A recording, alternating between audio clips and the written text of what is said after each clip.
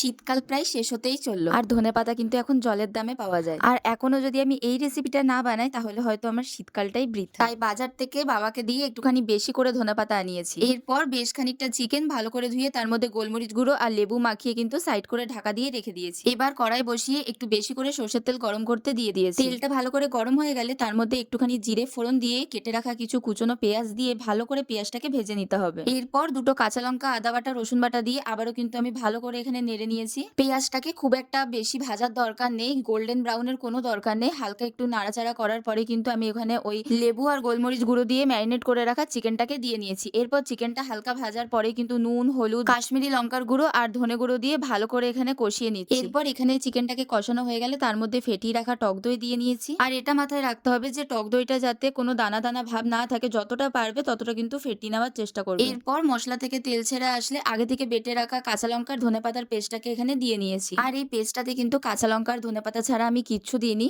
আর ঝালটা কিন্তু তোমরা নিজেদের আন্দাজ মতো দিও। আমি কিন্তু এখানে প্রায় ৮-৯টার মতো কাঁচা লঙ্কা ইউজ করেছি। এরপর চিকেনটাকে কিন্তু ভালো করে কষিয়ে নিতে হবে, কারণ ধনেপাতার একটা জল থাকে, সেই জলটা প্লাস টক দইয়ের জলটা আছে। আমি কিন্তু এখানে আর এক্সট্রা করে কোনো জল দিইনি, ওই জলে কিন্তু আমি পুরো রান্নাটা এখানে কমপ্লিট করেছি। আর এদিকে কিন্তু আমি ঢাকা দিয়ে দিয়ে রান্নাটা করছিলাম, তাহলে চিকেনটা ভালো করে সেদ্ধ হয়ে যাবে। আর দেখো ঢাকনা খুলতেই কিন্তু কি সুন্দর তেল ছেড়ে আসছে, আর কালারটাও কিন্তু খুব সুন্দর এসেছে। আচ্ছা, তোমরা কি বলতে পারবে যে আজকে আমি কি রান্না করছি? তোমরা যদি কেউ জেনে থাকো অবশ্যই কমেন্ট করে জানিও, আমি কিন্তু ভিডিও শেষে নামটা বলে দেবো। এরপর তোমরা চেক করে নেবে যে চিকেনটা ভালো করে সেদ্ধ হয়েছে কিনা। যদি সেদ্ধ হয়ে না থাকে তাহলে কিন্তু তোমরা এখানে গরম জল ইউজ করতে পারো। আমার কিন্তু এদিকে চিকেনটা সেদ্ধ হয়ে গেছে বলে আমি এখানে আর কিছু ইউজ করিনি। দেখলে তো কত সোজা রান্নাটা, আর কত চটজলদি করে হয়ে গেল। তো তোমরাও বাড়িতে একবার ট্রাই করো। জীবনে ফার্স্ট টাইম এই রান্নাটা করেছি, আর দেখতে ভীষণ সুন্দর হয়েছে, তাই একটু এখানে ডেকোরেশন করে নিচ্ছিলাম। এর আগে অনেকবারই চিকেন বানিয়েছি, কিন্তু চিকেনের এই রেসিপিটা কোনোদিন বানাইনি। আর এই রেসিপিটির নাম হচ্ছে ধনিয়া চিকেন। একদম সহজ পদ্ধতিতে বানিয়ে দেখেছি, কোনো ঝামেলা ছাড়াই কিন্তু এরকম সুন্দর ধনিয়া চিকেন তোমরা বাড়িতে বানাতে পারবে। চলো চলো চলো, এবার চটজলদি বাজার থেকে অনেকটা পরিমাণে ধনেপাতা এনে তাড়াতাড়ি ঘরে রেসিপিটা করে বলো যে কেমন হয়েছে। আর এটা তো আমি ফ্রাইড রাইসের সাথে খেয়েছিলাম, তোমরা চাইলে কিন্তু লুচি, পরোটা, রুটি সবের সাথেই খেতে পারবে। চলো আজকের মতো এখানেই শেষ করলাম ভিডিওটাকে। তোমাদের ভালো লেগে থাকলে like, comment, share and subscribe করে দিও চ্যানেলটাকে। দেখা হচ্ছে নেক্সট ভিডিওতে। টাটা।